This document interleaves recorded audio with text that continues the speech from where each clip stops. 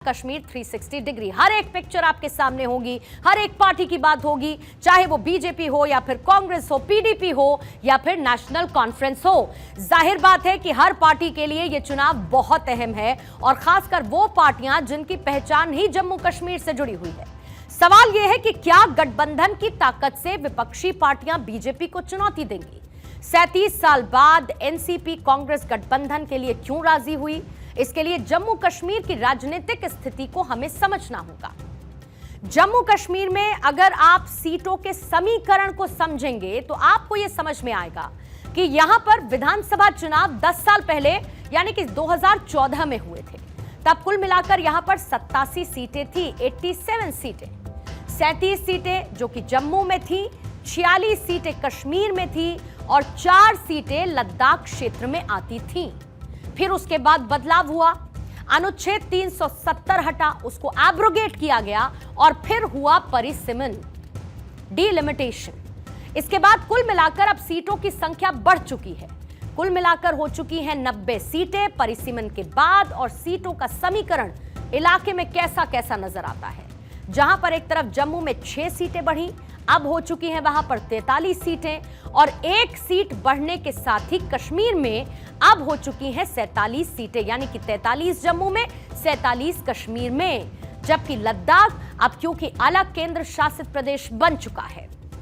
जम्मू में दरअसल बीजेपी और कांग्रेस जैसी राष्ट्रीय पार्टियां मजबूत रही हैं, जबकि कश्मीर में पीडीपी और नेशनल कॉन्फ्रेंस जैसी जो रीजनल पार्टीज हैं उनका दबदबा हमेशा से रहा है। थोड़ा सा इसको आपको और समझाने के लिए आइए फ्लैशबैक में लिए चलती हूं। 26 अक्टूबर 1947 कश्मीर भारत का हिस्सा बना। चुनाव आयोग ने पहली बार विधानसभा चुनाव करवाए और तब लेह लद्दाख जम्मू कश्मीर का हिस्सा था। इसमें से 30 सीटें जम्मू की, 43 सीटें कश्मीर की और 2 लेह लद्दाख की थी। 25 सीटें पीओके के लिए रिजर्व थी। पिछली बार 2014 विधानसभा चुनावों में 25 सीटें पीओके के लिए ही खाली रहीं और अब जब 10 साल बाद जम्मू कश्मीर में विधानसभा चुनाव होने जा रहे हैं तो इक्वेशन और रिजल्ट क्या होंगे ये देखना वाकई में दिलचस्प रहने वाला है। अब रुक करते हैं जम्मू कश्मीर विधानसभा चुनावों में परिवारवाद की राजनीति को लेकर बात करेंगे, जो कि पूरी तरीके से हावी नजर आती है। यानी जो घाटी की सियासत है उसमें अब्दुल्ला परिवार का दबदबा पहले से रहा है और अब इस परिवार की चौथी पीढ़ी भी जमीनी सियासत को भांपने में जुट गई है। उमर अब्दुल्ला के दोनों बेटों की मौजूदगी हाल ही में देखी गई, जब उमर अब्दुल्ला गांदरबल सीट के लिए नामांकन भरने के लिए पहुंचे और उनके दोनों बेटे जमीर और जाहिर उनके साथ थे।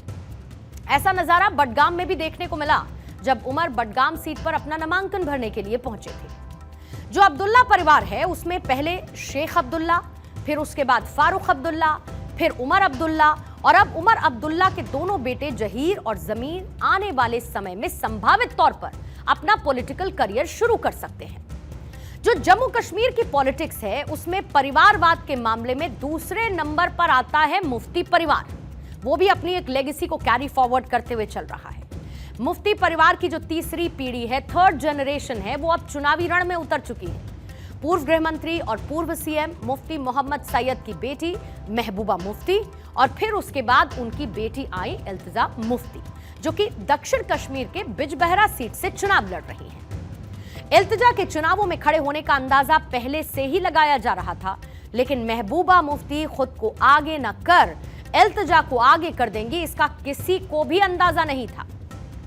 जम्मू कश्मीर में परिवारवाद में अधिकतर राजनीतिक दलों में दूसरी पीढ़ी शामिल है, जिसमें नेशनल कॉन्फ्रेंस के पूर्व विधायक अली मोहम्मद सागर के बेटे सलमान सागर हैं, पूर्व विधायक सादिक अली के बेटे तनवीर सादिक जैसे नाम इसका हिस्सा है, शामिल है। जाहिर तौर पर कि इस बार का जम्मू कश्मीर विधानसभा चुनाव कई बड़े फैक्टर्स के साथ बहुत अहम साबित होगा, क्योंकि 10 साल बाद जम्मू कश्मीर की आवाम अपना सीएम चुनेगी, अपनी सरकार चुनेगी। लेकिन साल 2014 का विधानसभा चुनाव और उसके नतीजों को आपको रिमाइंड करा देते हैं, उसका रिकैप आपको दे देते हैं। जब साल 2014 में विधानसभा यानी कि 10 साल पहले जब विधानसभा चुनाव हुए, उस दौरान बीजेपी ने यहां पर 25 सीटें जीती थी। उनका वोट शेयर रहा 23.2% का। पीडीपी को उस वक्त मिली थी 28 सीटें, उनका वोट शेयर 22.9% का रहा। नेशनल कॉन्फ्रेंस को मिली थी 15 सीटें और वोट शेयर रहा 21% का, 21% का। कांग्रेस को 12 सीटें मिली, वोट शेयर 18.2% का रहा। जो निर्दलीय थे उनको मिले 3 सीटें, 6.9% का उनका वोट शेयर रहा है। ये जो इस वक्त आपने टैली देखी, ये चुनावी नतीजे 87 सीटों पर हुए जम्मू कश्मीर विधानसभा चुनाव साल 2014 के रहे हैं। इसके साथ ही आज बारामूला के निर्दलीय सांसद इंजीनियर शेख अब्दुल राशिद को जम्मू कश्मीर विधानसभा चुनाव से पहले टेरर फंडिंग केस में अंतरिम जमानत मिल गई है। राशिद अपने भाई के लिए चुनाव प्रचार करते हुए नजर आएंगे, ठीक वैसे ही जैसे कि दिल्ली के सीएम अरविंद केजरीवाल को लोकसभा चुनाव में जमानत मिली थी एक टाइमलाइन के साथ, आपको याद होगा। राशिद को अंतरिम जमानत मिलने से नेशनल कॉन्फ्रेंस और पीडीपी के अंदर खलबली सी मची है। राशिद के बाहर आने से जम्मू कश्मीर विधानसभा चुनाव पर कितना इंपैक्ट पड़ेगा, यह भी समझना होगा। राशिद को दिल्ली के पटियाला हाउस कोर्ट से टेरर फंडिंग मामले में 2 अक्टूबर तक अंतरिम जमानत मिली है, यानी कि जो राहत है इंजीनियर राशिद को वो 2 अक्टूबर तक की मिली है। फिर पटियाला हाउस कोर्ट की तरफ से अब्दुल राशिद को यह राहत मिली है। पटियाला हाउस कोर्ट ने राहत दे दी है अब्दुल राशिद को। कोर्ट ने सांसद के तौर पर शपथ लेने के लिए छोड़ा था।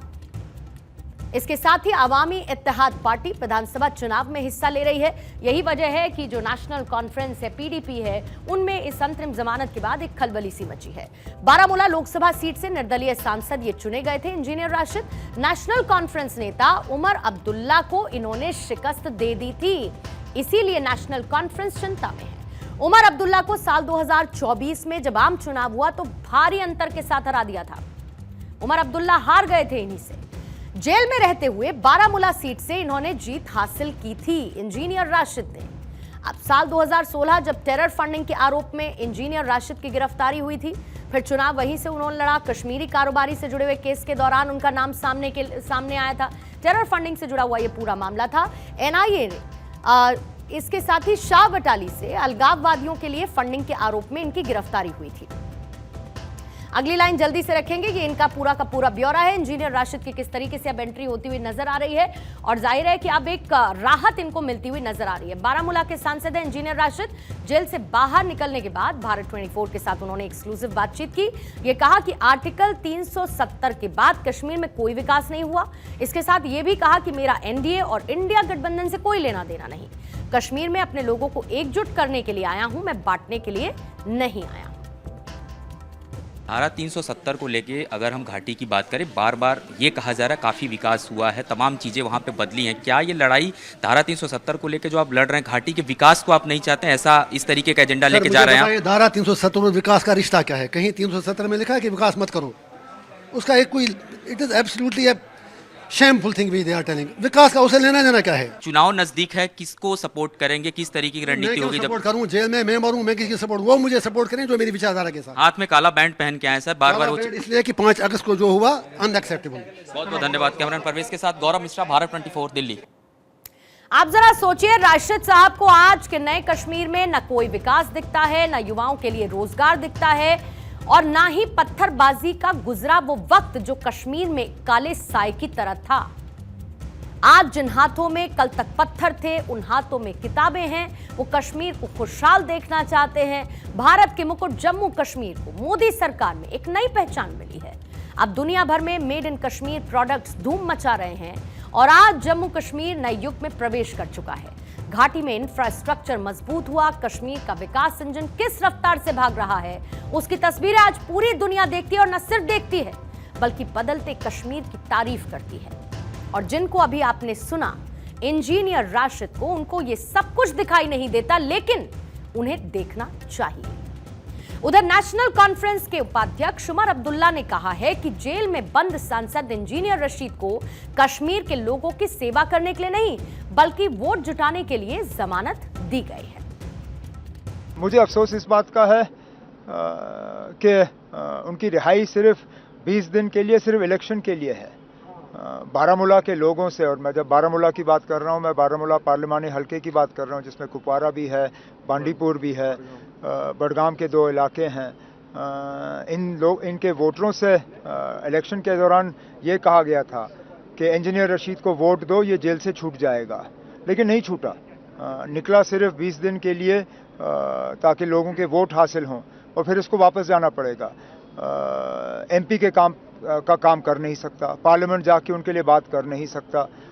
तो एक तरफ से देखें तो बारामूला के लोगों ने इस इलेक्शन में अपना वोट जो है काफ़ी हद तक ज़ाया किया।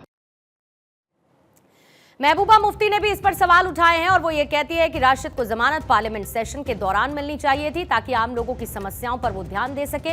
ये भी आरोप लगाया कि राशिद की जमानत मिलने के बावजूद उन्हें चुनाव लड़ने की अनुमति दी गई। कहा, जेल में रहते हुए राशिद के लिए उम्मीदवार कैसे खड़े किए गए हैं। महबूबा मुफ्ती ने भी इसको लेकर सवाल खड़े किए। भले उमर अब्दुल्ला, महबूबा मुफ्ती अलग अलग चुनाव लड़ रहे हों, लेकिन इंजीनियर राशिद समेत ऐसी कई लोग हैं जिन पर दोनों एक दूसरे से इत्तेफाक रखते हैं। सवाल ये कि आखिर राशिद की रिहाई से नफा नुकसान किसे होगा। जाहिर बात है क्योंकि इंजीनियर राशिद ने हरा दिया था उमर अब्दुल्ला को, और इसीलिए ये दोनों पार्टी चिंता में हैं, क्योंकि दोनों ही पार्टी चाहती हैं कि इस बार के विधानसभा चुनावों में वो अपनी मजबूती दर्ज करें और एक संदेश दें, न सिर्फ बीजेपी को, केंद्र की सरकार को, बल्कि जम्मू कश्मीर की आवाम को भी।